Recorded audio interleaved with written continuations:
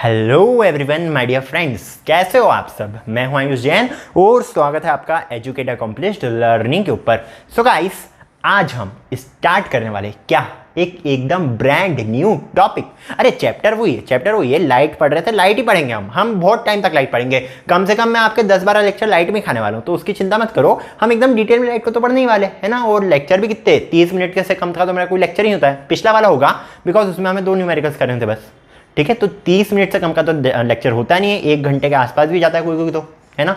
तो इतना तो आपको झेलना ही पड़ेगा बिकॉज आपको क्या चाहिए, मार्क्स। ये मेरी गारंटी है, अगर लेक्चर्स को अच्छे से फॉलो करोगे फुल मार्क्स आने की गारंटी। अगर फॉलो करोगी तो, अगर फॉलो नहीं करोगे फिर क्या बोलूं फिर मैं, है ना। तो हम क्या पढ़ने वाले आज, देखो यार हमने क्या देखा था। हमने बहुत पहले जब हमने स्टार्ट ही करा था, बस जब लाइट का चैप्टर जो है जब हमने स्टार्ट ही करा था, भूल गए क्या। 5-6-7 लेक्चर हो गए यार, भूल गए होगे तुम लोग। देखो हमने ये देखा था कि मान लो हमारे पास क्या है, ये this is basically a glass slab, या फिर आप कोई भी सेकेंड मीडियम इसको मान सकते हो। अब जब रे ऑफ लाइट फॉल करती है ऑन द ग्लास स्लैब, इसके ऊपर रे ऑफ लाइट आके गिर रही है, मान लो ये रे ऑफ लाइट आई, या फिर इसको थोड़ा सा और एंगल सही कर देता हूँ उसका। मान लो ये क्या हो रहा है, रे ऑफ लाइट आई, इस पे आके स्ट्राइक करा इसने, ठीक है। इस रे ऑफ लाइट ने इस पे आके स्ट्राइक करा। अब क्या क्या होने वाला है हमारे पास, देखो हमारे पास एक कंडीशन हो सकती है ये वाली, जब रे ऑफ लाइट आए इस पे टकराए और चली जाए अपने रास्ते वापस, ठीक है। ये हमने देखा था क्या, ये हमने देखा था that this is basically the normal, okay. तो थोड़ा सा एक्सटेंडेड नॉर्मल बना दिया इसमें, बताऊंगा क्यों बनाया। तो हमने ये देखा था कि फर्स्ट क्या होता है हमारे पास, this is the first case जिसमें रे ऑफ लाइट आ रही है, फर्स्ट मीडियम में वापस से जा रही है, ठीक है। Ray of light I, first medium में वापस चलेगी विथ अ डिफ्लेक्शन या फिर with a change in angle, ठीक है। इसको हम क्या बोलते हैं, इसको हम बोलते हैं रिफ्लेक्शन। ये मत बोलना इसका बारे में पता नहीं है, बिकॉज इस पे तो मैंने रामायण झाड़ दी अपनी, ठीक है। This is known as the reflection. अब अगली जो टर्म है, ठीक है, इसमें क्या हो रहा है, देखो इसमें रे ऑफ लाइट आई, यहां पे स्ट्राइक करा, बट इसका जो कुछ पार्ट था ना, अलग कलर से बना देता हूं, इसका जो कुछ पार्ट था ना वो कैसे जा रहा है, वो इस मीडियम के अंदर जा रहा है, कुछ इस टाइप से, वो इस मीडियम के अंदर चले गया। इसको हम क्या बोलेंगे, इसको हम बेसिकली बोलते हैं refraction. This second part is known as the refraction, ठीक है। तो अब हम बात करने वाले हैं किसके बारे में, अब हम बात करने वाले अबाउट दिस रिफ्रैक्शन। क्या फिनोमिना है रिफ्रैक्शन, क्यों आया ये हमारी लाइफ में, सबके बारे में हम बात करेंगे एकदम डिटेल में। अब देखो थर्ड वाला भी हमने देखा था, वो तो आप जानते ही हो क्या बताना उसमें, ठीक है। थर्ड वाला होता है हमारे पास, this is basically the absorption, ABSOR, absorption. अब बताना मुझे एब्जॉर्बशन और एब्जॉर्पर्शन, ये जो है ये बर्शन है, ये देखो मैं गलती कर देता हूँ इधर, ठीक है, बिकॉज एब्जॉर्पर्शन लिखने की आदत हो गई है, तो ये एब्जॉर्बशन है, ठीक है। फर्स्ट लेक्चर में भी पूछा था एब्जॉर्प्शन एंड एब्जॉर्प्शन के बीच में आपको मुझे बताना था डिफरेंस।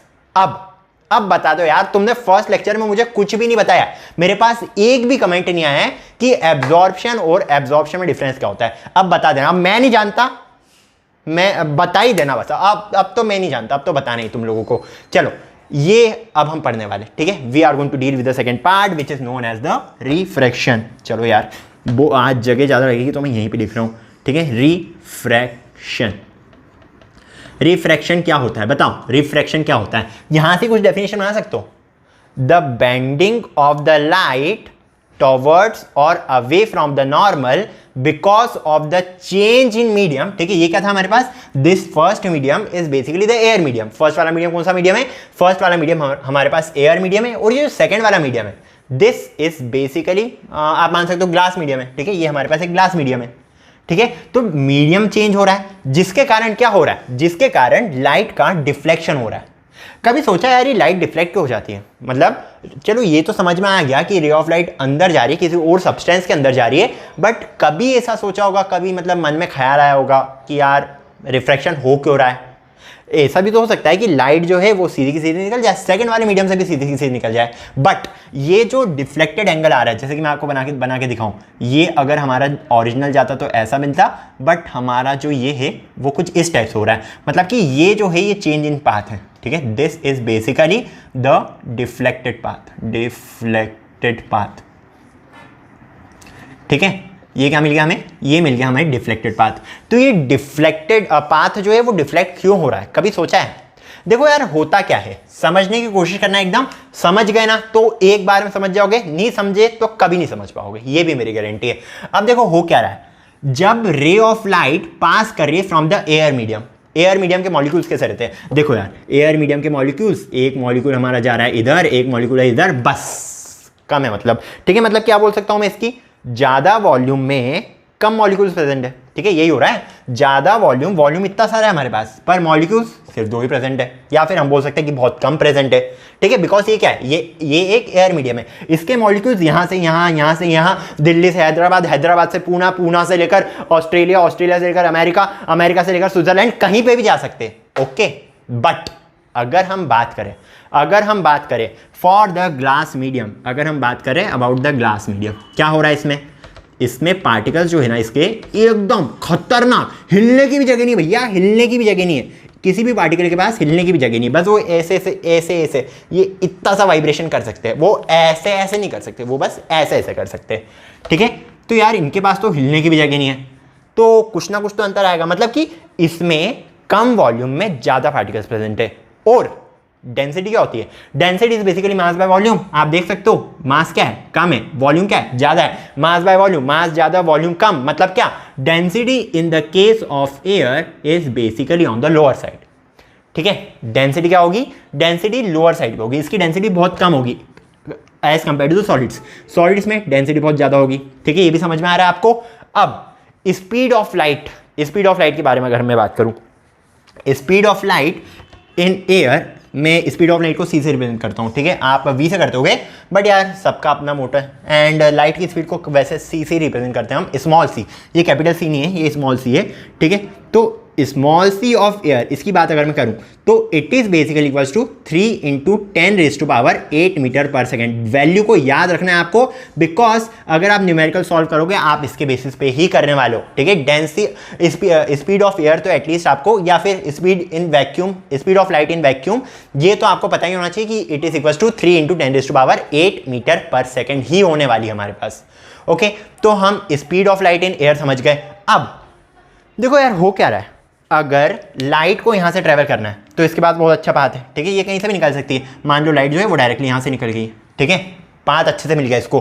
पर अगर इसको सॉलिड्स के अंदर से निकलना है तो इसको क्या करना पड़ेगा, पहले तो सॉलिड्स को थोड़ा बहुत खसकाना पड़ेगा, एंड जितनी जगह मिल रही है घिस पीट के धीरे धीरे करके इसको सॉलिड से बाहर निकलना पड़ेगा, ठीक है। तो speed of light in the case of a solid is basically on a lower side, ये बहुत ज़्यादा कम होती है as compare to the speed of light in air. बोल सकते हो स्पीड ऑफ लाइट में डिक्रीमेंट आएगा, एंड क्योंकि इस स्पीड ऑफ लाइट में डिक्रीमेंट आ रहा है because of the optical density. Ayushi optical density क्या है? अगर हम रिफ्रैक्शन या इन सब चीज़ों के बारे में, ग्लास मिरर्स या फिर ये ग्लास स्लैब वगैरह के बारे में डील करते हैं तो इसके लिए हम ऑप्टिकल डेंसिटी का टर्म यूज़ करते हैं। वही है, डेंसिटी है बेसिकली, बट फिर भी हम इसके लिए टर्म जो यूज़ करते हैं वो है ऑप्टिकल डेंसिटी। लिख लो एक बार कोई जगह, we are going to deal with the optical density in this particular case, ठीक है। बात समझ में आ रही होगी आपको। इस केस में हम डील करते हैं ऑप्टिकल डेंसिटी के साथ। अब क्योंकि ऑप्टिकल डेंसिटी ऑफ सॉलिड बहुत ज़्यादा है as compare to, optical density of solid बहुत ज़्यादा है as compare to optical density of air, मतलब कि speed of light in solid बहुत कम है as compare to the speed of light in air. मतलब क्या होगा? मतलब ये होगा कि जब लाइट ट्रेवल करेगी तो वो डिफ्लेक्ट होगी टॉवर्ड्स द नॉर्मल या अवे फ्रॉम द नॉर्मल। अब देखो समझने की कोशिश करो कि टॉवर्ड्स नॉर्मल कब होगी और अवे फ्रॉम द नॉर्मल कब होगी। ध्यान से, ये मान लो हमारे पास क्या है, ये हमारे पास एक ग्लास स्लैब है। अब इस पे हम क्या कर रहे हैं, इस पे हम एक रे ऑफ लाइट को डाल रहे हैं, ठीक है। ये रे ऑफ लाइट यहाँ से कहीं से पास हो रही है। इसके बाद क्या हो रहा है, इसके बाद हमने ये बनाया एक नॉर्मल, एंड यहाँ से ये रे ऑफ लाइट डिफ्लेक्ट हो रही है फिर इसके बाद यहाँ पे से जब पास हो रही है तो ये रे ऑफ लाइट वापस से इस टाइप से जा रही है। अब देखो इस केस में होता क्या है, एक टर्म के बारे में हम डील करेंगे, अभी मैं डिस्कस नहीं कर रहा हूँ बट फिर भी बाद में हम डिस्कस करेंगे, जिसका नाम क्या है, चलो बता देता हूँ एक बार फॉर्मूला आपको, बट अच्छे से डिटेल डिस्कशन हम अगले लेक्चर में करने वाले हैं। सो अगर मैं बात करूँ रिफ्रैक्टिव इंडेक्स के बारे में, रिफ्रैक्टिव इंडेक्स के बारे में, रिफ्रैक्टिव इंडेक्स हमें क्या बताता है? रिफ्रैक्टिव इंडेक्स बेसिकली हमें बताता है the speed of light in the medium divided by speed of light in air, speed of light in air, या फिर आप ऐसा मान सकते हो speed of light in medium 1 divided by speed of light in medium 2, इसको आप बोल देते हो रिफ्रैक्टिव इंडेक्स। ठीक है, speed of light in air divided by speed of light in the medium, इसको आप रिफ्रैक्टिव इंडेक्स बोलोगे। एंड ये जो रिफ्रैक्टिव इंडेक्स है ना, ये सिर्फ स्पीड पर डिपेंड नहीं करता है, this also depends on the wavelength, ये जो चीज़ें ये वेवलेंथ पे भी डिपेंड करती है। अब जब वेवलेंथ का मतलब तो आपको पता होगा, पढ़ी होगी वेव्स क्लास 9th में, क्या होती है वेवलेंथ, जैसे कि हमारे पास ये क्या जा रही है, एक वेव जा रही है, सो ये जो एक वेव कितना डिस्टेंस कवर कर रही है इसको हम क्या बोलेंगे, इसको हम बोलेंगे wavelength, and it is basically represented by lambda. Okay, it is equals to lambda 2 by lambda 1, wavelength in part 2 divided by wavelength in part 1। समझ नहीं आ रहा है क्या यार आप लोगों को, मुझे बिकॉज आई थिंक शायद प्रॉपर्ली एक्सप्लेन नहीं कर पा रहा हूँ मैं, बट आपको इतना समझना है कि ये डिफ्लेक्ट होगी इस टाइप से। अब जब रे ऑफ लाइट पास होगी from a rarer medium to a denser medium, ठीक है, इतना ध्यान रखना है आपको। अभी ये सब टेक्निकल टर्म्स को मत समझो, बिकॉज रिफ्रैक्टिव इंडेक्स को हम अगले लेक्चर में एकदम डिटेल में डिस्कशन करने वाले, बट अभी फिर भी मुझे इंट्रोड्यूस करना था कि रिफ्रैक्टिव इंडेक्स होता क्या है। चलो अब देखते हैं हम, अगर मैं बोलूं अगर रे ऑफ लाइट ट्रेवल करिए from a rarer medium to a denser medium, ठीक है, अगर रेरर मीडियम से, रेरर मीडियम मतलब क्या, जहां पे डेंसिटी बहुत कम है, ठीक है, यहाँ पे क्या है हमारे पास डेंसिटी बहुत कम है, एंड डेंसर मीडियम में क्या हो रहा है, डेंसिटी जो है ये बहुत ज़्यादा है। तो अगर हमारी रे ऑफ लाइट ट्रैवल कर रही है from a rarer medium to a denser medium, तो light will deflect towards the normal, ठीक है, क्या होगा इसमें, ये डिफ्लेक्ट होगी कहाँ पे, टॉवर्ड्स द नॉर्मल, ये नॉर्मल की तरफ खिसक जाएगी। अगर रेरर से डेंसर मीडियम में अगर रे ऑफ लाइट जा रही है तो डिफ्लेक्ट टॉवर्ड्स नॉर्मल। अब एक और केस, अगर रिफ्लेक्टेड रे हमारी मान लो इस मीडियम से इस मीडियम में जा रही होती, या फिर ये जो सेकंड से थर्ड में जा रही है, ठीक है, मान लो ये क्या हमारे पास, ये जो केस है ये फर्स्ट से सेकंड वाला केस है, एंड इसमें क्या हो रहा है, रे ऑफ लाइट जो है वो सेकंड से थर्ड में जा रही है। अब रे ऑफ लाइट कहां से ट्रेवल कर रही है, ray of light is travelling basically from the denser medium to the rarer medium. तो अगर रे ऑफ लाइट ट्रैवल करेगी from the denser medium to the rarer medium, हम क्या बोल सकते हैं, यहाँ पे इसकी डेंसिटी बहुत ज़्यादा है, यहाँ पे इसकी डेंसिटी बहुत कम है, स्पीड ऑफ लाइट इंक्रीज हो जाएगी, एंड बिकॉज यहाँ पे स्पीड ऑफ लाइट इंक्रीज हो जाएगी हमारे पास, तो हम क्या बोल सकते हैं, that it will deflect away from the normal, ठीक है, ये कहाँ पे जाएगी, ये डिफ्लेक्ट होगी अवे फ्रॉम द नॉर्मल।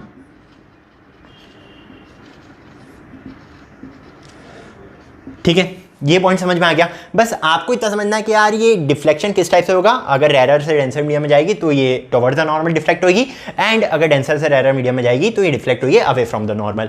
अब यार रिफ्रैक्शन की कुछ एप्लीकेशंस भी होगी, या फिर एप्लीकेशंस नहीं तो कम से कम डेली ऑब्जर्वेशंस भी होगी, देखा होगा आपने कभी ना कभी तो यार एक चीज़ बताओ मुझे, अगर ये मान लो आपके पास ये एक ग्लास है, ठीक है, एक ग्लास है जिसमें आपने क्या भर के रखा है, जिसमें आपने ये पानी भर के रखा है, पानी को भी ब्लैक कलर से बनाना पड़ रहा है, कोई बात नहीं, या आपने इसमें पानी भर के रखा है, एंड इसमें आपने क्या करा, इसमें आपने कुछ मान लो इस टाइप से एक पेंसिल डाली है, ठीक है, आपने एक पेंसिल डाली हुई है कुछ इस टाइप से, या फिर मैं बोल सकता हूँ आपने एक पेंसिल डाली है कुछ इस टाइप से, पानी के अंदर लोग पेंसिल भी डाल देते हैं, या फिर चलो मान लो चम्मच डालिए, जो भी डालिए कुछ ना कुछ चीज़ उसमें डालिए, बस इतना ध्यान रखना है हमें, पेंसिल, चम्मच, पेन, रबड़, इरेजर, रबड़, स्केल, कुछ भी डालिए, ठीक है, तो हमने कुछ इस टाइप से इसमें डाल के रखी है। जब हम ऑब्जर्व करेंगे, जब कोई भी ऑब्जर्वर इसको ऑब्जर्व करेगा तो वो क्या देखेगा, उसे ऐसा लगेगा कि ये जो स्केल है ना ये आधी टूटी हुई है, या फिर ये जो पेंसिल है ना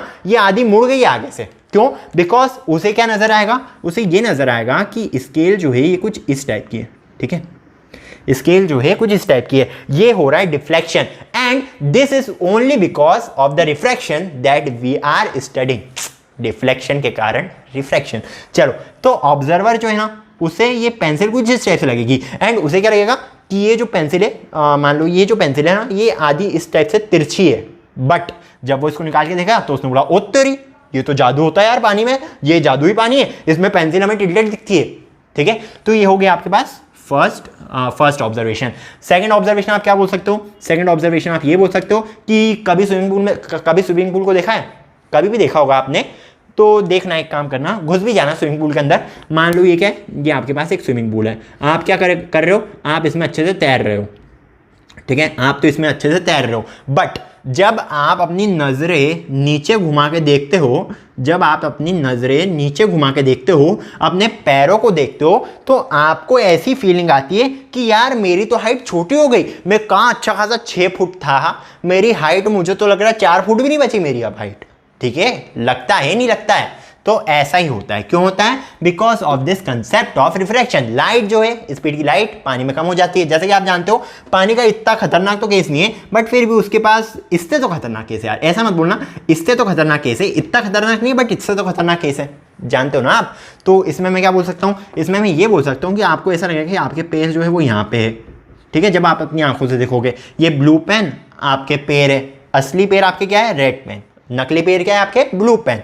तो आपको इधर कुछ इस टाइप से फीलिंग आएगी, एंड आपको लगेगा यार मम्मी कैसी परवरिश करी आपने मेरी, 6 फुट का 4 फुट हो गया रे मैं तो, अरे बाबा लूट गया रे मैं तो, है ना, इस टाइप से लगता है। चलो, ये हो गया हमारे पास सेकंड ऑब्जर्वेशन। थर्ड ऑब्जर्वेशन की बात करें, थर्ड ऑब्जर्वेशन क्या होगी? देखो, अगर मैं बात करूं सनराइज सनसेट, हमें बहुत देर तक दिखता है।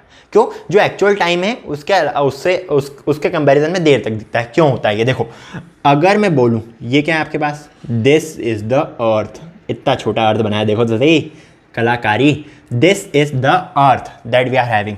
अब देखो इधर क्या हो रहा है, हमारे पास मान लो ये सन है, ठीक है, हमारे पास मान लो ये सन है। अब सन की रे ऑफ लाइट आती है एयर के पाथ से डिफ्लेक्ट होती जाती है, इस टाइप से हमारे अर्थ के सरफेस पे सन की लाइट आती है। ओके, तो क्या हो रहा है, ये यहाँ पे रिफ्लेक्शन हुआ, यहाँ पे भी रिफ्लेक्शन हुआ, यहाँ पे भी रिफ्लेक्शन हुआ। सन और अर्थ में बहुत दूरी है, ये भी ध्यान रखना। ठीक है, ऐसा मत बोलना कि आयुष ये ऐसा कैसा डिफ्लेक्शन बताया तुमने। ठीक है, सन और अर्थ में बहुत बहुत बहुत बहुत बहुत बहुत दूरी है, बीच में 2 प्लैनेट भी आ जाते हैं। ठीक है, तो बहुत दूरी है, इसलिए रिफ्लेक्शन जो मैंने बताया वो इस टाइप से बताया कुछ। ओके, तो बिकॉज ऑफ एयर, इस टाइप से एयर की डेंसिटी यहाँ पे बहुत ज़्यादा है, यहाँ पे कम हुई। सन के पास तो ज़्यादा ही होगी ना, गर्मा गर्म उबलता हुआ, वहाँ पे तो मेरे हिसाब से वैक्यूम ही होगा सन के पास। तो अगर हम देखें तो अभी पता नहीं मुझे क्या होता है क्या नहीं होता है, बट फिर भी सन के पास अगर हम देखने जाए तो शायद तक वैक्यूम ही होना चाहिए। बिकॉज इतनी ज़्यादा खतरनाक वाली गर्मी के कारण क्या होता है, मॉलिक्यूल्स दूर जाने की कोशिश करते हैं, because of which density decreases. तो ये ट्रैवल कर रहा है from rare medium to denser medium, rare से डेंसर जाएगा तो क्या होगा, deflection, rare to denser, deflection towards the normal. तो ये नॉर्मल के टॉवर्ड्स से आ रहा है, बस यही है, इतना ही समझ लो। अब क्योंकि इस टाइप से ये रिफ्लेक्शन होते सनराइज या सनसेट हमारे पास इस टाइप से जा रहे हैं, तो क्या होने वाला है हमारे पास, बताओ। वैसे सन इतना छोटा नहीं होता है, बट फिर भी कोई बात नहीं। फिर इसके कारण क्या होगा, हमें मान लो आप जो हो, आप एक नन्हे बालक हो जो यहाँ पे खड़े हो, ठीक है, अब इतना बड़ा बालक नहीं दिखा सकता मैंने इतना छोटा सा बालक दिखा दिया है आपको। अब देखो इसके कारण क्या होगा, इसके कारण आपको जो सन अपीयर होएगा ना, आपको सन अपीयर होगा यहाँ पे, और आपको लगेगा कि सनसेट हो चुका है, बट सनसेट होने में टाइम है मेरे दोस्तों, अभी टाइम है। ठीक है, तो आपको लग रहा है कि सन यहाँ पे है, बट एक्चुअली सन कहाँ पे, एक्चुअली हमारा सन जो है वो यहाँ पे, सूरज देवता हमारे यहाँ पे नहीं है, यहाँ पे। ठीक है, समझ में आया आपको कि नहीं आया? तो ये हमने क्या देख लिया, ये हमने देख ली कुछ observations based on refraction of light. कुछ और ऑब्जर्वेशन है जो अब आप सर्च कर सकते हो अपनी एनसीईआरटी में, या जो भी प्रदीप या एस चंद या एग्जाम आइडिया, जो भी तुम रेफरेंस बुक्स यूज़ करते होगे, पियर्सन वगैरह करते हो तो कर लिया करो, बिकॉज एनटीएससी की फाउंडेशन के लिए अच्छी है वो बुक। सो जो भी रेफरेंस बुक्स यूज़ करते होगे उसमें तुम देख सकते हो और क्या क्या एग्जाम्पल्स है हमारे पास। Okay, I am done with it. Okay, अब हम बढ़ते हैं आगे। अब हम देखने वाले हमारे एक लास्ट टॉपिक। इसके पहले कि हम लास्ट टॉपिक देखें, मेरी इच्छा हो रही है कि मैं बोर्ड को इरेज कर दूं। ठीक है, कर दूं क्या? चलो एक काम करता हूँ, मैं कर देता हूँ यार, बोर्ड को मैंने इरेज कर दिया। आज तुम लोगों के सामने इरेज करा, आज मैंने गायब नहीं करा बोर्ड को, ठीक है, आज मैंने इरेजर वाले पार्ट को गायब नहीं करा। चलो ठीक है, अब हम बात करने वाले about the loss of refraction, LAWS। ये पेन कभी चलता है कभी नहीं चलता है, मेरा सही में दिमाग खराब करता है पेन। लॉस ऑफ, अब ब्लू पेन लाऊंगा ही नहीं मैं, रिफ्रैक्शन। पहला लॉ ऑफ रिफ्लेक्शन क्या था हमारे पास? पहला लॉ ऑफ रिफ्लेक्शन के बारे में अगर मैं बात करूं तो पहला लॉ ऑफ रिफ्लेक्शन हमें ये बोलता है कि incident ray, normal, reflected ray all lie in the same plane. ठीक है, पहला लॉ हमसे ये बोलता है। तो अब सुनना मैं क्या बोलने वाला हूं, मैं ये बोल रहा हूं कि पहला law of refraction law of reflection ही है। ठीक है, शक्तिमान ही गंगाधर है, बस ये ध्यान रखना है। शक्तिमान में क्या है, उसका नाम शक्तिमान है, और गंगाधर में क्या है, उसका नाम गंगाधर है। बात एक ही है। तो इसमें भी क्या है कि वो क्या था, वो था रिफ्लेक्शन, ये है रिफ्रैक्शन। सेम ही लगाना है, बस रिफ्लेक्शन के रिफ्रैक्शन कर देना, और कोई डिफरेंस नहीं है। Law, first law of reflection में क्या बोलता है, द इंसिडेंट रे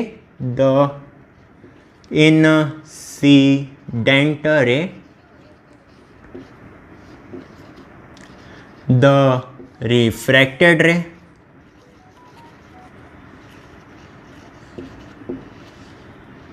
and the normal, ठीक है, and the normal all lie in same plane। Okay, clear है वाला पॉइंट, आपको क्लियर ही होगा, वही है। The incident ray the reflected ray refracted हो गया, बस, और कोई अंतर नहीं है। And the normal all lie in the same plane. तो क्या आयुष सेकंड लॉ भी सेम है? अरे नहीं यार, सेकंड लॉ कहां से सेम दिख रहा है? क्या यहाँ पे angle of incidence, angle of reflection की कोई दिख रहा है? अरे किसी भी एंगल से नहीं दिख रहा है। हाँ सही में देखो, ये एंगल ऑफ इंसिडेंस, ये एंगल ऑफ रिफ्लेक्शन किस एंगल से इक्वल है? नहीं है ना, बिल्कुल भी इक्वल नहीं है। Angle of incidence is not equal to the angle of reflection. But मैं ये बोल सकता हूं कि the sine of angle of incidence divided by sine of angle of reflection is a constant in this particular case। ठीक है, sine of angle of incidence और sine of angle of reflection का अगर हम रेशो लें तो वो हमें सिर्फ और सिर्फ एक कांस्टेंट ही मिलने वाला है। कांस्टेंट मतलब क्या, जिसकी वैल्यू चेंज नहीं होती है। ठीक है, हर एक स्पेसिफिक मीडियम की एक कोई ना कोई वैल्यू रहती है जो एकदम स्पेसिफिक रहती है, जो अगर हम उस रीजन में देखें तो वो सेम ही रहने वाली है, वो चेंज नहीं होने वाली है। ठीक है, so sine i by sine r, इसकी वैल्यू आपके पास आएगी कांस्टेंट, देख ही सकते हो। Sine i by sine r पता है, साइन थीटा और कॉस थीटा पढ़ा होगा, चलो नहीं पढ़ा है तो पढ़ा देता हूँ एक बार। देखो sine theta by cos theta क्या होता है, मान लो आपके पास क्या है, ये आपके पास मान लो एक ट्राइंगल है, आपने एक एंगल लिया इधर से थीटा। ठीक है, this is the angle theta जो I getting, this is known as the perpendicular, this is known as the hypotenuse, this is known as the base. इतनी चीज ध्यान रख लेना कि इसको हम हाइपोटेनस बोलते हैं, इसको हम परपेंडिकुलर बोलते हैं, इसको हम बेस बोलते हैं। अगर मैं बात कर रहा हूँ साइन थीटा के बारे में, ठीक है, अगर मैं बात कर रहा हूँ साइन थीटा के बारे में, फिजिक्स में मैथ घुसड़वा रहा हूँ तुम लोग। ठीक है, साइन थीटा के बारे में अगर मैं बात कर रहा हूँ तो it is basically equals to P by H, perpendicular by hypotenuse. Basically एक रेशो है, इसकी कोई यूनिट रहती है, और unitless quantity by unitless quantity हमेशा यूनिटलेस ही रहेगी। ठीक है, तो साइन थीटा होता है बस P बाय H, इतना ध्यान रख लो।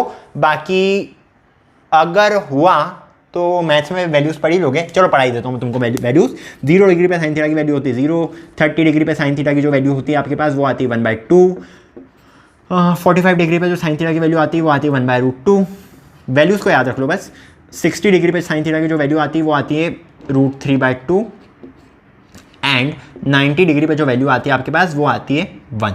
ठीक है, मतलब कि साइन 0 डिग्री, थीटा की जगह अगर हम 0 रखें तो हमारे पास 0 आएगा, थीटा की जगह अगर हम 30 डिग्री रखें तो आपके पास 1/2 वैल्यू आएगी, थीटा की जगह अगर हम 45 डिग्री रखें तो आपके पास 1/√2 आएगी, सिमिलरली 60 के लिए √3/2 आएगी, 90 के लिए वैल्यू 1 आ जाएगी। ओके, बस इतना ध्यान रख लो अभी, बिकॉज अभी हमें ज़्यादा करना है इसके बारे में। अब ये बता दूंगा तो मैं पूरा ट्रिग्नोमेट्री में घुस जाऊंगा, जो मैं करना नहीं चाहता अभी। ठीक है, तो अभी बस इतना याद रख लो कि ये वैल्यूज होती है। शायद तक ऐसा भी पॉसिबल हो सकता है कि आपको वैल्यू दे दे, साइन थीटा की वैल्यू, साइन आया साइन आर की वैल्यू आपके पास ये है, तो बताओ क्या आंसर आएगा। तो अभी मुझे नहीं पता है, बट फिर भी ये जो कॉमन वैल्यूज है मैंने आपको बता दी, बस इतनी याद रखनी है, इसके अलावा कोई और वैल्यू याद भी नहीं रखनी है। चलो, ये वैल्यू कांस्टेंट होती है। अब ये कांस्टेंट है क्या, ऐसा तो हम कर नहीं सकते कि ये वैल्यू कांस्टेंट है तो कुछ ना कुछ तो होनी चाहिए ना वो value, that is known as the refractive index. ठीक है, इसको हम रिप्रेजेंट करेंगे 1μ2, 1μ2 से इसको हम रिप्रेजेंट करेंगे इन दिस केस। ठीक है, इसको हम क्या बोलेंगे, refractive index of medium 2 with respect to medium 1।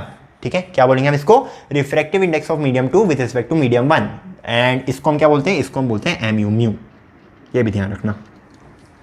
ठीक है, तो यार मेहनत ज़्यादा करवा दी तुम लोगों ने मुझसे आज, है ना, तो मेहनत के दौर पे एक लाइक तो बनता है, ठीक है, एक लाइक का बटन दबा देना बस, और मैं कुछ ज़्यादा मांगता ही नहीं हूँ। ठीक है, तो यार इस वीडियो को यहीं एंड करते हैं। Till then see ya, take care, bye bye. अगले वीडियो में हम बात करेंगे अबाउट दिस पर्टिकुलर क्वांटिटी। ये जो म्यू होता है ना, ये 1 म्यू 2 है, ये म्यू स्क्वायर नहीं है ना। ये जो म्यू होता है ना, ये क्या होता है, रिफ्रैक्टिव इंडेक्स, क्यों हम लेके चलते हैं, क्या क्या वैल्यूज हो सकती है इसकी, इन सब के बारे में हम एकदम विनम्र वार्तालाप करने वाले हैं। Till then see ya, take care and bye bye.